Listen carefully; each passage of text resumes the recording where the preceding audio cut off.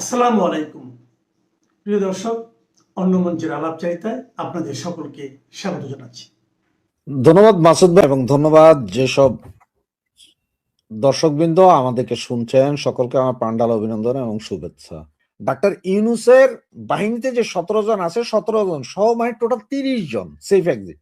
তো 30 জন কারা? ডাক্তার ইউনূসের মন্ত্রী পরিষদ আছে 17 জন, এরপরে কিছু পুলিশ কমিশন আছে, ডিআইজি আছে, তারপরে কিছু ওই সচিব টচিব যাদেরকে আনা হয়েছে বাইরে থেকে, যারা অলরেডি চাকরি অলরেডি শেষ হয়ে গেছিল গা, এই ধরনের বুড়া বুড়া আরো কিছু আনা হয়েছে না, বিভিন্ন জায়গায় বসানো হয়েছে।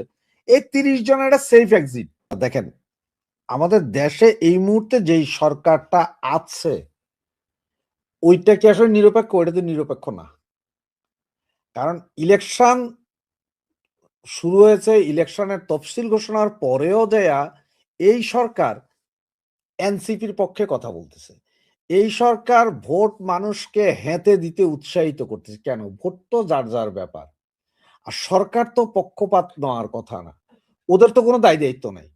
ওরা তো হচ্ছে যে একটা ভোট করে দিয়ে ওরা চলে যাবে। ঠিক আছে?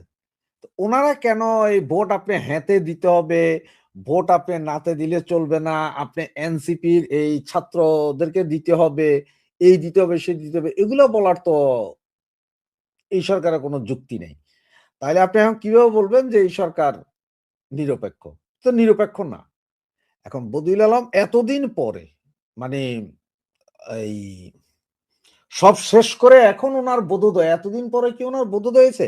এই কথা তো অনেক আগে থেকে অনেকেই বলছে যে নিরপেক্ষ সরকারের দরকার। অনেকেরই দাবি ছিল এটা। আর এটা তো একটা পক্ষপাত দুষ্ট ইলেকশন হয়েছে। দেখেন, আপনার বাংলাদেশের ইতিহাসে এখন পর্যন্ত এরকম কোনো ইলেকশন হয় নাই যে টোটালি একটা পক্ষকে বাদ রাইখে ইলেকশন। আপনি আসেন নাই নির্বাচনে, সেটা হচ্ছে অন্য কথা।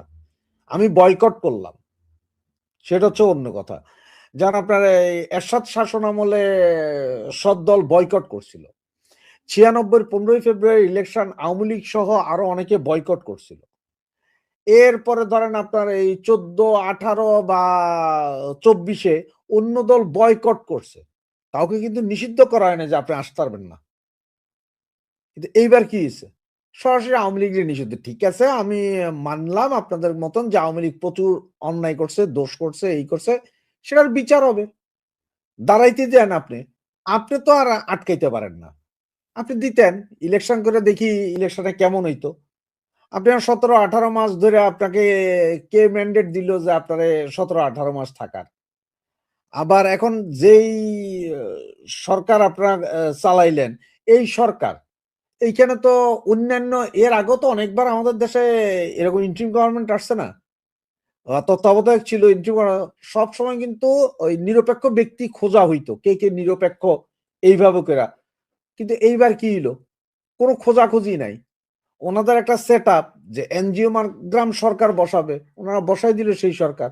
সেই সরকার এখন ইলেকশন করার জন্য ইয়ে করতেছে। আসলেই ইলেকশন হবে কি হবে না সেটাও জানে না। তার নিরপেক্ষ আসলে নিরপেক্ষ না, এখানে মূল কাহিনী কি জানেন? যে এখানে যে ইলেকশনটা এখন এরা করার চেষ্টা করতেছে বা করতে যাইতেছে, এই ইলেকশনটা একরকম ধরেন আপনার এই দেখেন পাকিস্তানি গভর্নমেন্টের মতো হবে। সেনাবাহিনী সব করে, বন্দুকের নলের আগায় সবকিছু হয়। কিন্তু একটা ওই যে সামনে একটা পর্দা থাকে যে না, এখানে সরকার পরিবর্তন হইছে। ধরেন আজকে ইমরান খান আছে, কালকে ইমরান খান জেলে, পরশুদিন আরেকজন আসি গেছে। ওদের সরকারের কিছু করার ক্ষমতা নাই। সেনাপ্রধান যা বলে ওরা তাই করতে বাধ্য হয়। তো সেম ওই আদলের একটা সরকার গঠন করার চেষ্টা হইছে ৫ই আগস্টের পর থেকে এখন পর্যন্ত, এবং ওইটার দিকেই যাচ্ছে। তা না হইলে আপনি ধরেন এই যে এই আপনি তো বয়স হইছে। এ বয়সে আপনি কি দেখছেন কখনো কোন সেনাপ্রধান, বিমান প্রধান বা নৌপ্রধান যাইয়া অস্ত্র কেনার চুক্তি করে? বা এত বড়, এত ব্যয়বহুল একটা অস্ত্র কিনার চুক্তি, বিমান কিনার চুক্তি, এগুলো তো কোন সেনাপ্রধান করে না। এগুলো তো সংসদে করে, সরকার করে। যেই সরকারের সেই সরকার।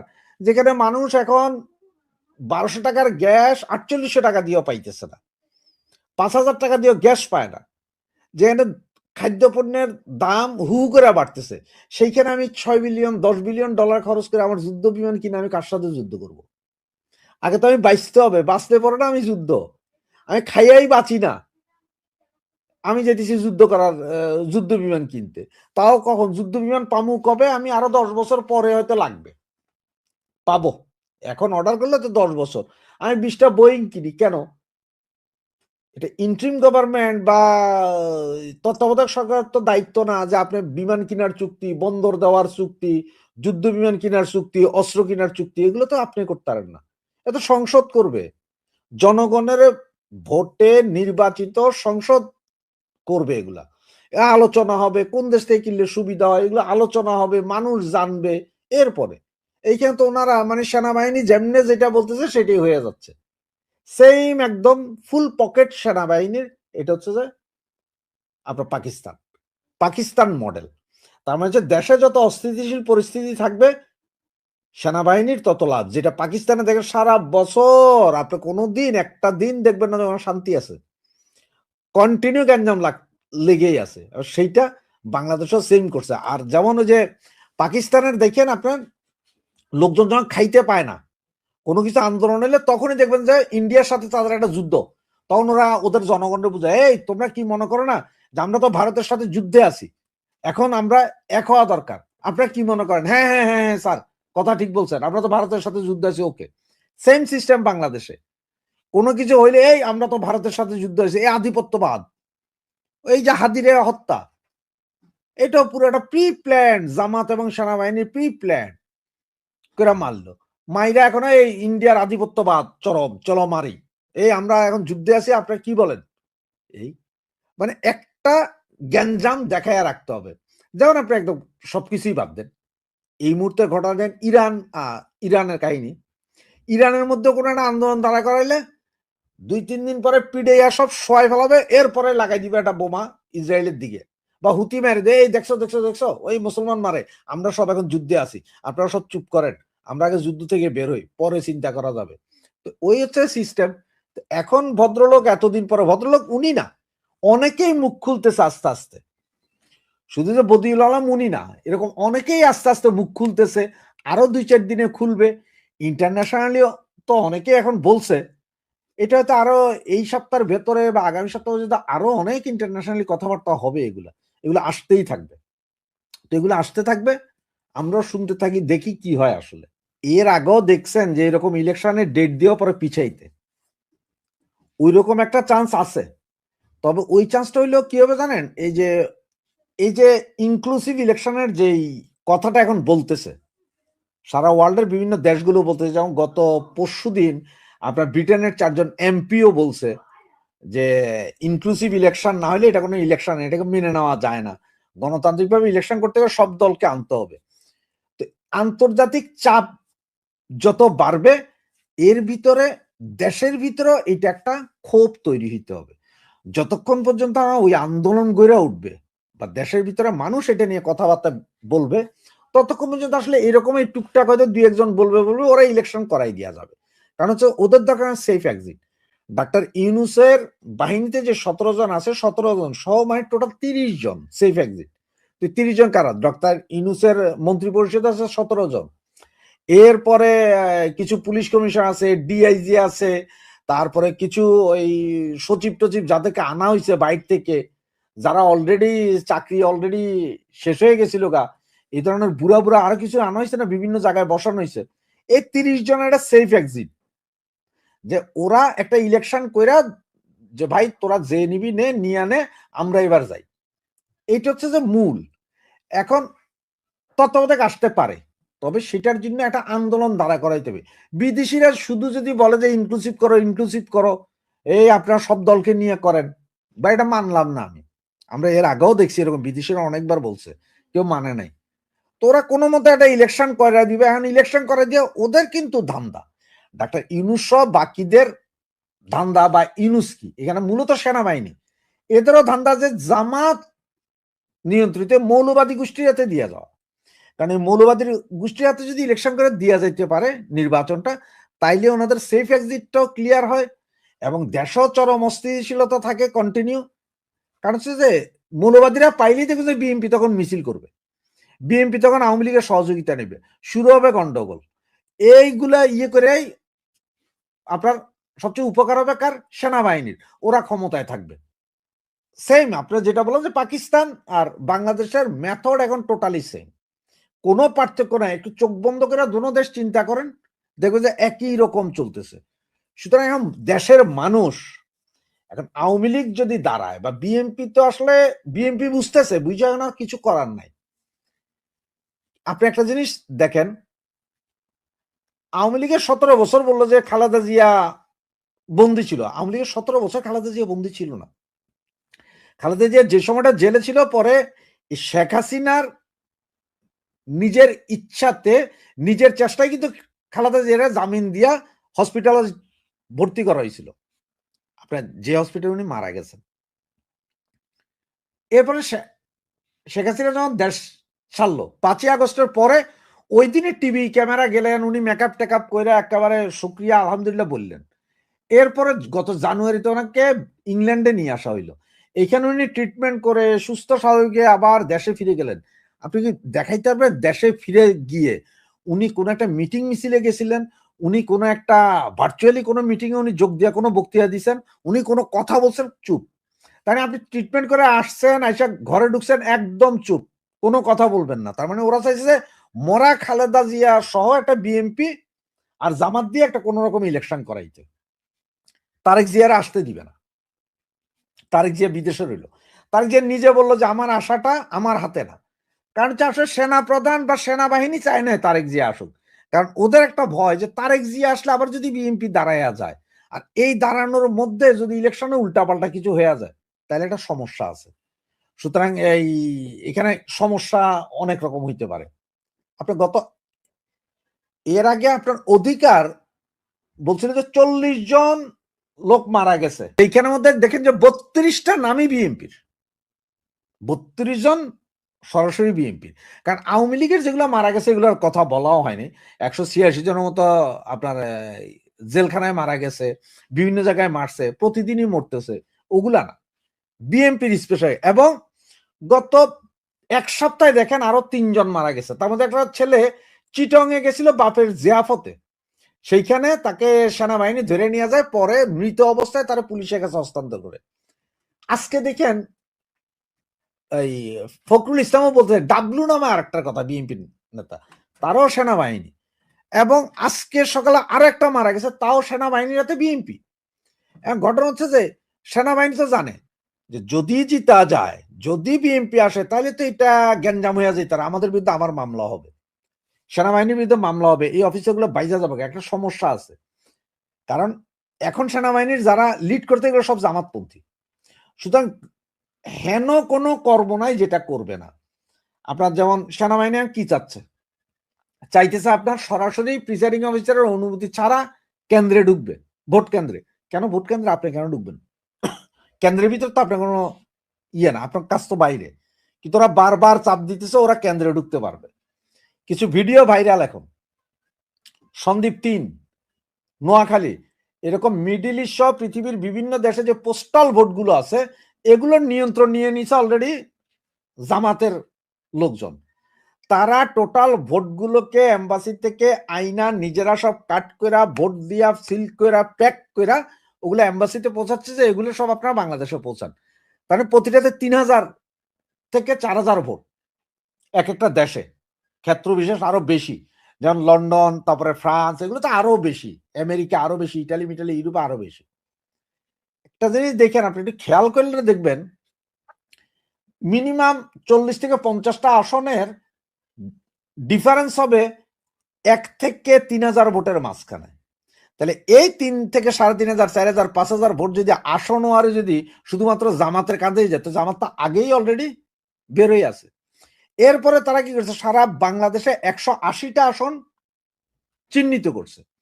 এই আসনগুলোতে বিএনপি এবং জামাত ফাইট করলে সর্বোচ্চ হয়তো 5 থেকে 10,000 বা 20,000 ভোটের ব্যবধানে হারবে। সেই 180টা আসনে করছে কি তারা অন্য 120 আসনে, যেখানে মানে জামাত খুব অবস্থা খারাপ, যে 1 লাখ 1.5 লাখ ভোটে হারবে, সেইখানে সমস্ত ভোটার না, প্রায় 30 থেকে 40% ভোটারকে ট্রান্সফার করে আনা হয়েছে বিভিন্ন কেন্দ্রে ভোটগুলো।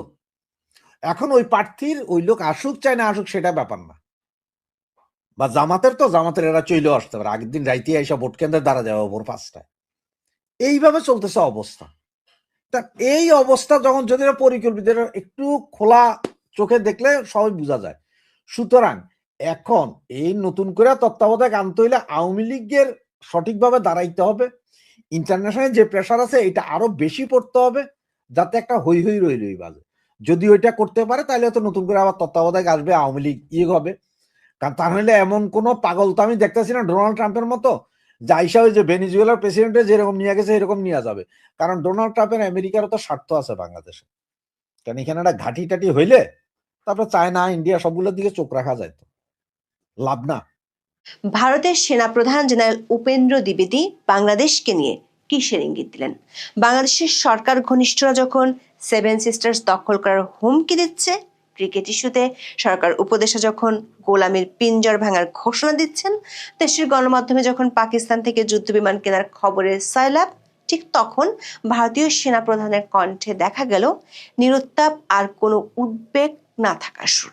উল্টো জানালেন বাংলাদেশের সেনাপ্রধানের সাথে তার ঘনিষ্ঠ যোগাযোগের কথা, দুই দেশের বাহিনীর সাথে বাহিনীর সম্পর্কের কথা। নিশ্চিত করেছেন বাংলাদেশের 3 বাহিনী যেসব পদক্ষেপ নিচ্ছে সেটি কোনোটি ভারতের বিরুদ্ধে নয়। আবার ভারতের জেনারেল ইঙ্গিতও দিয়েছেন বাংলাদেশের ক্ষণস্থায়ী অন্তর্বর্তী সরকার নিয়ে খুব বেশি বিচলিত নয় ভারত। প্রশ্ন হলো, ভারতীয় সেনাপ্রধানের বক্তব্যে বাংলাদেশ নিয়ে এমন নিরুদ্বেগের কথা প্রকাশ পেলেও আসলে কি ভারতের কোনো উদ্বেগ নেই? পরপর 2 দিনে গণমাধ্যমের 2টি খবর বরং ভিন্ন বার্তাই দিচ্ছে। প্রথম খবরটি হলো, বঙ্গোপসাগরে বাংলাদেশ ও চীনের উপর নজরদারি বাড়াতে পশ্চিমবঙ্গের মেদিনীপুরের হলদিয়া বন্দরে একটি নতুন নৌঘাঁটি স্থাপন করতে যাচ্ছে ভারতীয় নৌবাহিনী। দ্বিতীয় খবরটি হলো, চিকেন নেকের নিরাপত্তা জোরদারে বাংলাদেশ লাগোয়া 5 পরিত্যক্ত বিমান ঘাঁটি সচল করছে ভারত।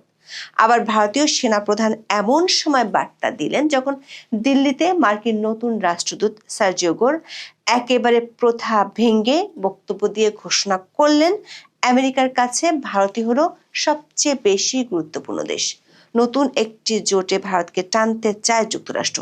একই সময় চীন বিরোধী মন্ত্র নিয়ে বাংলাদেশে নতুন মার্কিন রাষ্ট্রদূত যোগ দিয়েছেন।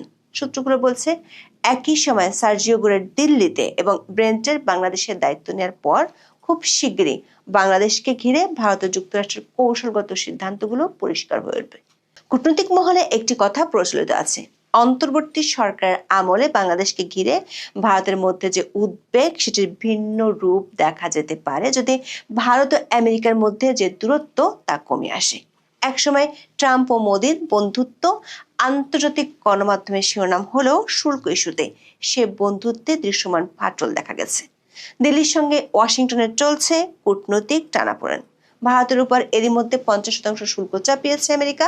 সেই শুল্ক আরো বাড়ানোর ইঙ্গিত দিয়ে রেখেছেন ট্রাম্প। দফায় দফায় আলোচনার পরেও দুদেশের বাণিজ্য চুক্তি এখনো চূড়ান্ত রূপ পায়নি।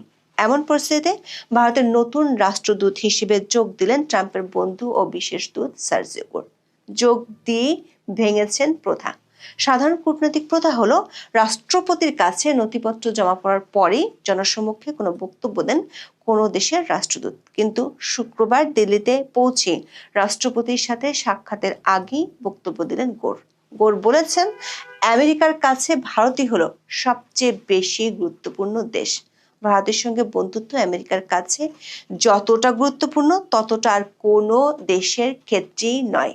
সিলিকন, সেমিকন্ডাক্টর এবং কৃত্রিম মেধা প্রযুক্তিতে ভারতের সঙ্গে জোট বাঁধতে চায় তারা। জানালেন, আন্তর্জাতিক ওই জোটে পূর্ণ সময়ের সদস্য হওয়ার জন্য ভারতকে আমন্ত্রণ জানাবে আমেরিকা।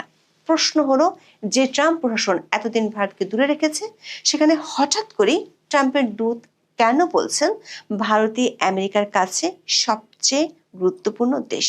বিশেষজ্ঞরা বলছেন, ইন্দো প্যাসিফিকে চীনের আধিপত্য কমাতে যুক্তরাষ্ট্রের কাছে ভারতের কোনো বিকল্প নেই। এই অঞ্চলের দেশগুলোর সাথে চীনের সামরিক সখ্যতা বেড়েই চলেছে, যেটি নিয়ে উদ্বিগ্ন ট্রাম্প প্রশাসন। একদিন আগেই বাংলাদেশের গণমাধ্যমে খবর বেরিয়েছে, সামরিক ড্রোন কারখানা স্থাপনে চীনের সাথে 608 কোটি টাকার চুক্তি স্বাক্ষর করবে বাংলাদেশ। বিজনেস স্ট্যান্ডার্ডের খবরে বলা হয়েছে, আকাশ প্রতিরক্ষার সক্ষমতা জোরদারে সামরিক ড্রোন উৎপাদন কারখানা স্থাপনের জন্য চীনের সঙ্গে G2G চুক্তি সই করতে যাচ্ছে বাংলাদেশ। আনুষ্ঠানিক চুক্তির আগে গত 6 জানুয়ারি অর্থ মন্ত্রণালয় প্রকল্প প্রস্তাবের অনুমোদন দেয়। 608 কোটি 8 লাখ টাকার এই প্রকল্পে ড্রোন ম্যানুফ্যাকচারিং প্ল্যান্ট, প্রযুক্তি আমদানি ও স্থাপনার জন্য এলসি খোলা এবং পরিশোধ বাবদ বরাদ্দ রাখা হয়েছে 570 কোটি 60 লাখ টাকা। এই খবর যেদিন প্রকাশিত হয়েছে সেদিনই বাংলাদেশে পা রেখেছেন নতুন মার্কিন রাষ্ট্রদূত ব্রেন্ট ক্রিস্টেনসেন। তিনি অবশ্য এখনো আনুষ্ঠানিক কোনো বক্তব্য না দিলেও কূটনৈতিক সূত্রগুলো বলছে বাংলাদেশে চীনের ক্রমবর্ধমান প্রভাব মোকাবেলায় কাজ করবেন ব্রেন্ট ক্রিস্টেনসেন। বাংলাদেশের পরবর্তী রাষ্ট্রদূত হিসেবে মনোনীত হওয়ার পর গত 24 অক্টোবর যুক্তরাষ্ট্রের সিনেটে ব্রেন্ট ক্রিস্টেনসেনের শুনানি অনুষ্ঠিত হয়। সেই শুনানিতে কিভাবে চীনের ক্রমবর্ধমান প্রভাব মোকাবেলা করা হবে তা তুলে ধরেছিলেন। দর্শক, গত 23 জুলাই 110তম কংগ্রেসের প্রথম অধিবেশনে থিঙ্ক টুয়াইস অ্যাক্ট 2025 নামের একটি আইন আনে ট্রাম্প সরকার, যার একমাত্র লক্ষ্য চীনের অস্ত্র বিক্রি মোকাবেলায় কৌশল নির্ধারণ এবং সংশ্লিষ্ট দেশগুলোকে চীনের অস্ত্র কেনার নিরুৎসাহিত করা। কিন্তু ইন্দো প্যাসিফিক অঞ্চলে এই নীতিতে খুব বেশি সফল হতে পারছে না যুক্তরাষ্ট্র। এর বড় কারণ ভারতের সাথে দূরত্ব, আর তাতে মার্কিন উদ্বেগ বাড়ছে।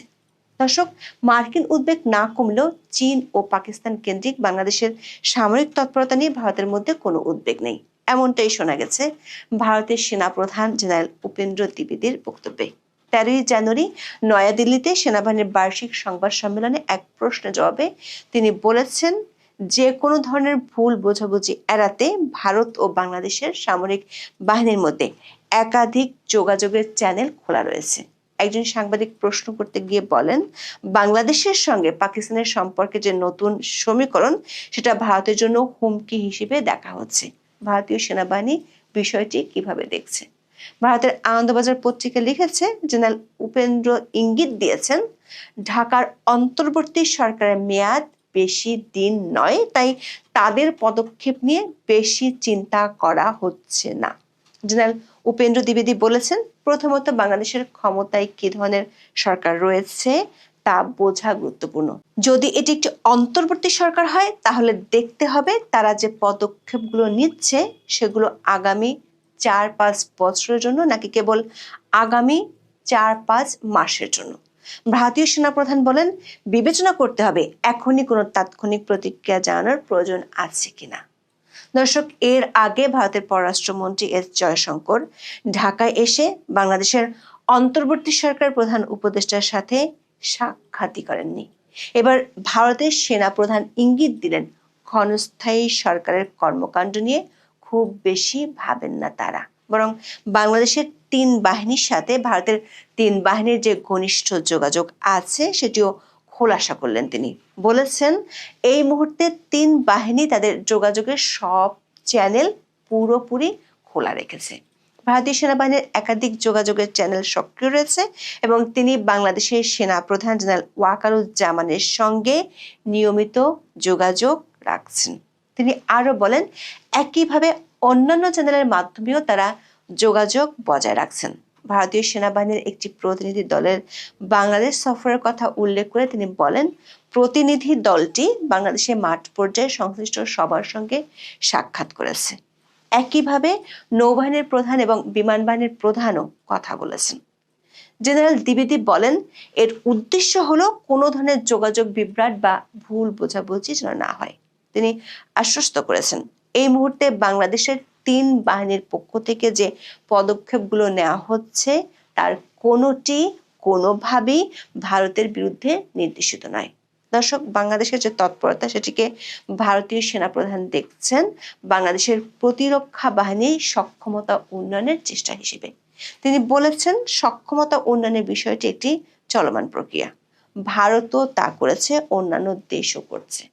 আর ভারতের প্রস্তুতির দিক থেকে বলতে গেলে ভারত বাংলাদেশের পরিস্থিতি নিবিড়ভাবে পর্যবেক্ষণ করেছে। দর্শক, বাংলাদেশে 1.5 বছর আগে ক্ষমতার পট পরিবর্তনের পর ভারত বিরোধিতার চরম উত্থান হলেও পরিস্থিতি আয়ত্তের মধ্যে থাকার কথা এর আগেও বহুবার জানান জেনারেল উপেন্দ্র। এমনকি বাংলাদেশের অন্তর্বর্তী সরকারের সময়কার ঝুট ঝামেলা দীর্ঘস্থায়ী হবে না বলেও ইঙ্গিত দেন। দর্শক, ভারতীয় সেনাপ্রধান যদিও বলেছেন বাংলাদেশের সামরিক তৎপরতা নিয়ে ভারত বিচলিত নয়, কিন্তু গণমাধ্যমের খবর হলো বাংলাদেশের জল ও স্থল সীমান্ত ঘিরে ভারতের নজিরবিহীন তৎপরতা বাড়ছে। 13 জানুয়ারি ভারতীয় সংবাদ মাধ্যম টাইমস অফ ইন্ডিয়ার খবরে বলা হয়েছে, ভারতের কেন্দ্রীয় সরকার পশ্চিমবঙ্গ, আসাম ও ত্রিপুরায় দ্বিতীয় বিশ্বযুদ্ধের সময়কার 5টি পরিত্যক্ত এয়ারস্ট্রিপ পুনরুজ্জীবিত করার পরিকল্পনা নিয়েছে। বাংলাদেশ সীমান্তবর্তী রাজ্যগুলোতে আঞ্চলিক যোগাযোগ বাড়ানোর লক্ষ্যে এই উদ্যোগ নেওয়া হচ্ছে। বিশেষজ্ঞরা ধারণা করছেন মূলত শিলিগুড়ির চিকেনিকে নিরাপত্তা আরো বাড়াতে এমন উদ্যোগ নেওয়া হচ্ছে। পত্রিকাটির খবরে বলা হয়েছে, গত 1 বছরে বাংলাদেশ থেকে একাধিকবার ভারতের উত্তর পূর্বাঞ্চলকে মূল ভূখণ্ড থেকে বিচ্ছিন্ন করে দেওয়ার কথা বলা হয়েছে। আবার বাংলাদেশ রংপুর বিভাগের লালমনিরহাট বিমান ঘাঁটি পুনর্নির্মাণের উদ্যোগ নিয়েছে।